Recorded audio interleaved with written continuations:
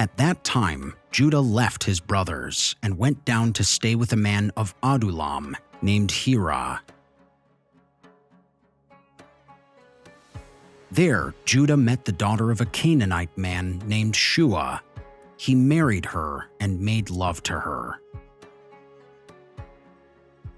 She became pregnant and gave birth to a son, who was named She conceived again and gave birth to a son and named him Onan. She gave birth to still another son and named him Shelah. It was at Kezib that she gave birth to him. Judah got a wife for his firstborn, and her name was Tamar. But Judah's firstborn, was wicked in the Lord's sight, so the Lord put him to death. Then Judah said to Onan, "Sleep with your brother's wife, and fulfill your duty to her as a brother-in-law to raise up offspring for your brother." But Onan knew that the child would not be his. So whenever he slept with his brother's wife, he spilled his semen on the ground to keep from providing offspring for his brother. What he did was wicked in the Lord's sight, so the Lord put him to death also.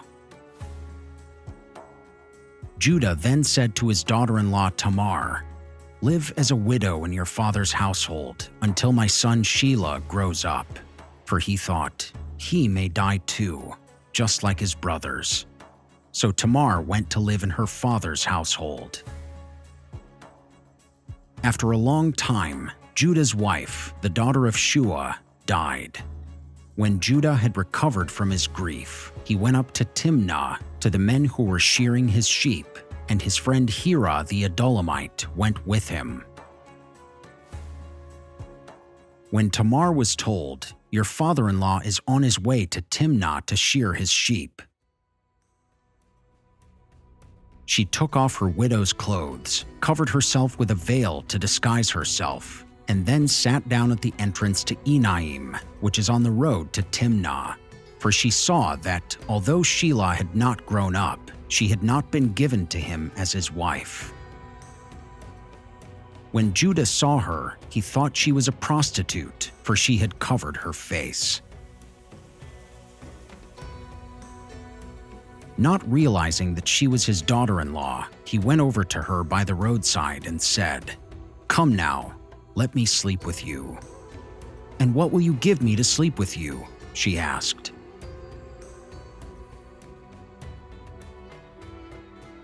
"I'll send you a young goat from my flock," he said. "Will you give me something as a pledge until you send it?" she asked. He said, "What pledge should I give you?" "Your seal and its cord, and the staff in your hand," she answered. So he gave them to her and slept with her, and she became pregnant by him. After she left, she took off her veil and put on her widow's clothes again. Meanwhile, Judah sent the young goat by his friend the Adullamite in order to get his pledge back from the woman, but he did not find her. He asked the men who lived there, "Where is the shrine prostitute who was beside the road at Enaim?" "There hasn't been any shrine prostitute here," they said. So he went back to Judah and said, "I didn't find her." Besides, the men who lived there said, "There hasn't been any shrine prostitute here." Then Judah said, "Let her keep what she has, or we will become a laughingstock. After all, I did send her this young goat, but you didn't find her." About 3 months later, Judah was told, "Your daughter-in-law Tamar is guilty of prostitution, and as a result, she is now pregnant."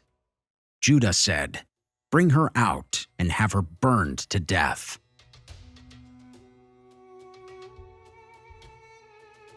As she was being brought out, she sent a message to her father-in-law. "I am pregnant by the man who owns these," she said, and she added, See if you recognize whose seal and cord and staff these are." Judah recognized them and said, "She is more righteous than I, since I wouldn't give her to my son Shelah." And he did not sleep with her again. When the time came for her to give birth, there were twin boys in her womb. As she was giving birth, one of them put out his hand. So the midwife took a scarlet thread and tied it on his wrist and said, "This one came out first." But when he drew back his hand, his brother came out, and she said, "So this is how you have broken out." And he was named Perez. Then his brother, who had the scarlet thread on his wrist, came out, and he was named Zerah. Now Joseph had been taken down to Egypt. Potiphar, an Egyptian who was one of the Pharaoh's officials, the captain of the guard, bought him from the Ishmaelites who had taken him there. The Lord was with Joseph, so that he prospered, and he lived in the house of his Egyptian master. When his master saw that the Lord was with him, and that the Lord gave him success in everything he did, Joseph found favor in his eyes and became his attendant. Potiphar put him in charge of his household, and he entrusted to his care everything he owned. From the time he put him in charge of his household and of all that he owned, the Lord blessed the household of the Egyptian because of Joseph. The blessing of the Lord was on everything Potiphar had, both in the house and in the field. So Potiphar left everything he had in Joseph's care. With Joseph in charge, he did not concern himself with anything except the food he ate. Now Joseph was well built and handsome. And after a while, his master's wife took notice of Joseph and said, "Come to bed with me." But he refused. "With me in charge," he told her, "my master does not concern himself with anything in the house. Everything he owns he has entrusted to my care. No one is greater in this house than I am. My master has withheld nothing from me except you, because you are his wife. How then could I do such a wicked thing and sin against God?" And though she spoke to Joseph day after day, he refused to go to bed with her or even be with her. One day he went into the house to attend to his duties, and none of the household servants was inside. She caught him by his cloak and said, "Come to bed with me." But he left his cloak in her hand and ran out of the house. When she saw that he had left his cloak in her hand and had run out of the house, she called her household servants.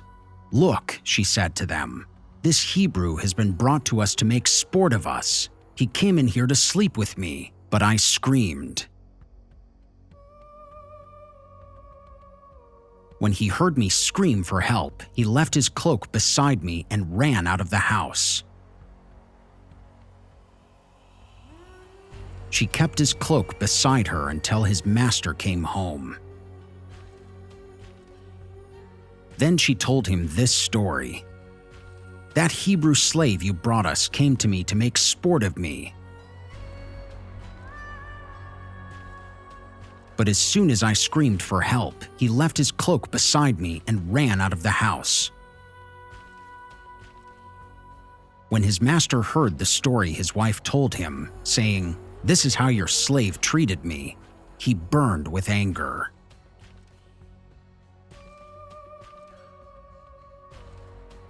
Joseph's master took him and put him in prison, the place where the king's prisoners were confined. But while Joseph was there in the prison, the Lord was with him. He showed him kindness and granted him favor in the eyes of the prison warden. So the warden put Joseph in charge of all those held in the prison, and he was made responsible for all that was done there. The warden paid no attention to anything under Joseph's care because the Lord was with Joseph and gave him success in whatever he did. Sometime later, the cupbearer and the baker of the king of Egypt offended their master, the king of Egypt.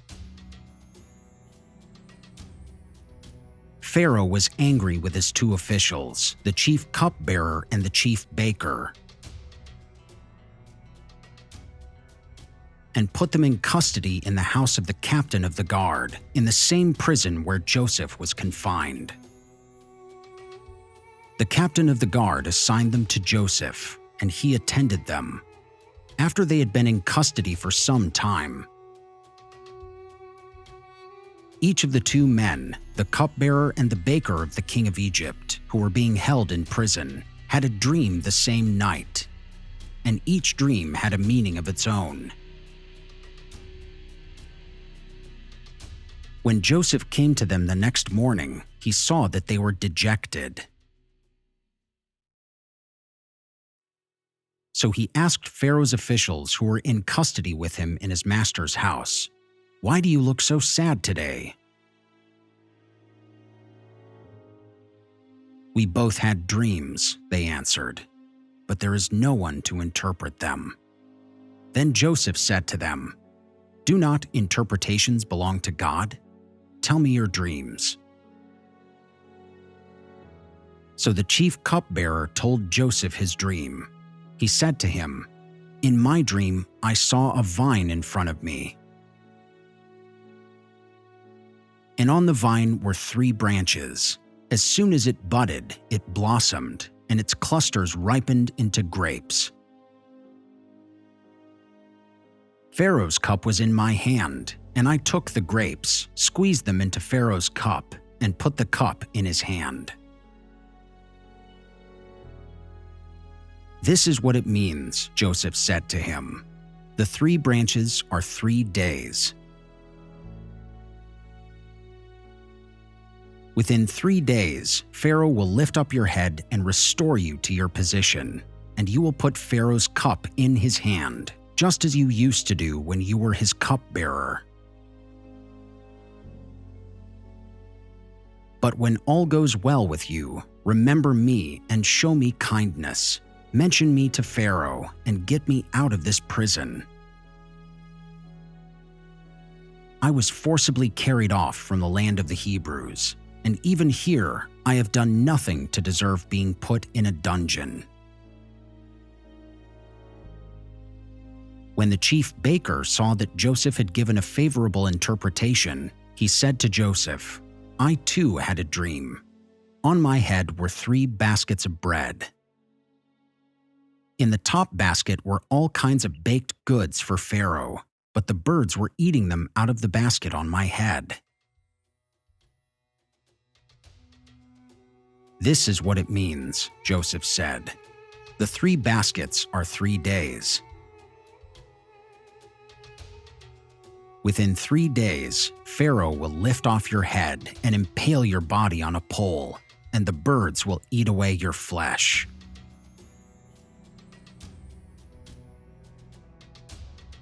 Now the 3rd day was Pharaoh's birthday, and he gave a feast for all his officials. He lifted up the heads of the chief cupbearer and the chief baker in the presence of his officials. He restored the chief cupbearer to his position so that he once again put the cup into Pharaoh's hand. But he impaled the chief baker, just as Joseph had said to them in his interpretation. The chief cupbearer, however, did not remember Joseph. He forgot him.